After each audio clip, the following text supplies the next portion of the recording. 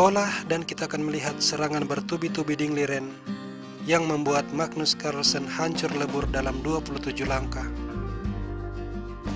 Melalui tema pembukaan Sicilian Defense varian Rossolimo Attack, Dingliren sebagai putih melangkah E4, C5 Sicilian Defense, kuda raja dikembangkan, lalu kuda C6, dan gajah B5. Kita berada dalam tema Rossolimo Attack. H5 dimainkan, langkah antisipasi kalau Dingliren rokade terlalu awal. Dingliren menahan diri, dia mendorong pion H3, langkah profilaksis. E6, C3, kuda F6, lalu E5 mengusir kuda ke D5, diikuti D4. Pion ditukar, Dingliren rokade. Pion makan, kuda mengambil pion, dan pertukaran kuda, pion makan kuda. Pada langkah ke-10, Menteri C7 dimainkan Magnus, sebuah langkah yang sangat licik.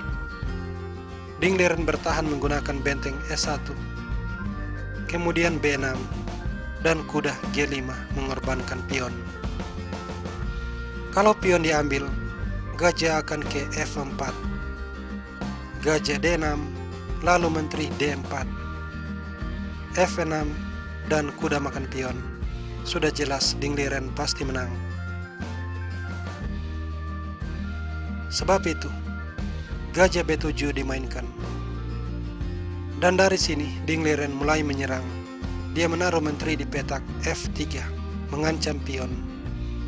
Kuda makan pion, serangan pada menteri. Menteri F4, berbalik menyerang kuda, tapi gajah D6. Di sini Dingliren mengorbankan benteng mengambil kuda. Setelah gajah makan, menteri makan pion skak. Raja bergeser dan gajah ke A3, memberikan tempat bagi benteng menyerang raja. Pion A6 mengancam gajah, tapi benteng ke D1, dan gajah tidak bisa diambil karena kuda makan pion Royal Fork mendapat menteri. Sebab itu, raja ke C8 dan benteng makan pion, ancaman pada menteri. Magnus Carlsen sudah kalah, tapi dia masih mencoba menarik nafas dalam-dalam dengan gajah A2 skak. Raja bergeser, menteri kembali terserang. Sadar bahwa dirinya akan kalah, Magnus memutuskan pion makan gajah. Benteng makan menteri skak, gajah makan benteng, dan kemudian kuda makan pion. Ancaman skakmat dalam satu langkah. Magnus mencoba gajah E5, dan gajah F8 kembali mengancam serangan skakmat. Gajah C6, gajah makan pion, serangan ganda pada benteng dan gajah. Magnus seharusnya menyerah, tapi harga dirinya tidak mengizinkan. Dia menarik gajah ke petak D6, dan setelah gajah makan benteng, benteng makan pion.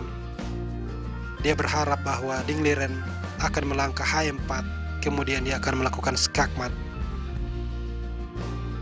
Tapi tentunya ini hanyalah sebuah ilusi, hayalan dari Magnus Carlsen. Dingliren melanjutkan menteri G8 skak. Dan setelah raja ke petak D7, Dingliren memainkan kuda F8 skak, dan Magnus Carlsen akhirnya menyerah.